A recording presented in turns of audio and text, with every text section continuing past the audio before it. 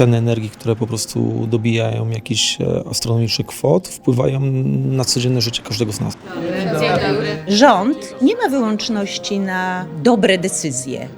I wydaje mi się, że właśnie konsultacje oddolne, że najpierw obywatele oceniają projekty, to jest super demokratyczne. Wszystkie programy wsparcia, które były do tej pory wprowadzane, nie miały na celu rozwiązania problemu ubóstwa energetycznego. To było fajnie przeprowadzone naprawdę, dlatego że mogliśmy się czegoś dowiedzieć na początku. Było wielu świetnych ekspertów, to było niezwykłe. Myślę, że poczułam się tak jak na jakimś super uniwersytecie.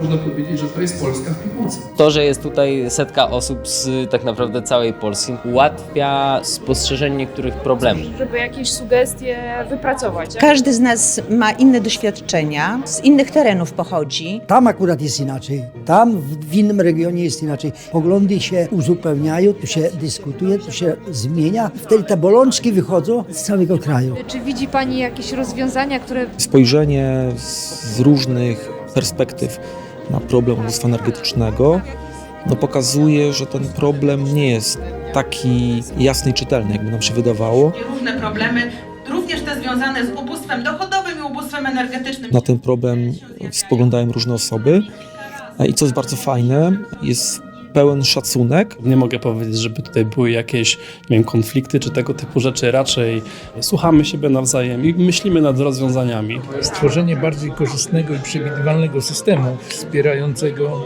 Mamy do dyspozycji ekspertów, więc można im zadawać pytania. Dobrym właśnie rozwiązaniem jest partnerstwo publiczno-prywatne. Mnóstwo informacji cennych, mnóstwo informacji takich, które powinny być dostępne dla przeciętnego człowieka już na etapie gdzieś tam liceum na przykład. Poprawa efektywności energetycznej budynków.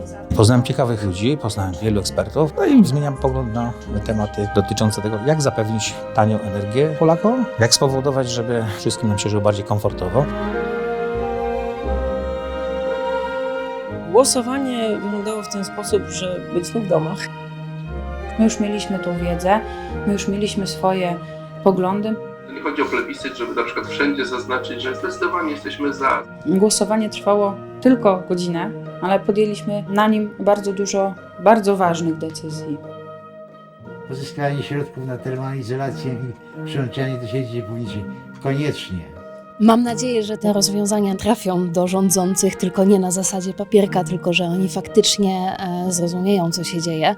I może pójdą za tym jakieś kroki. Moje nadzieje właśnie wiążą się z tym, że na samym wysłuchaniu się nie skończy.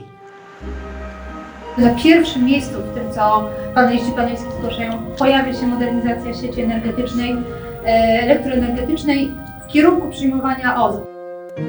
Bardzo jesteśmy szczęśliwi, że tyle osób odpowiedziało na to zaproszenie.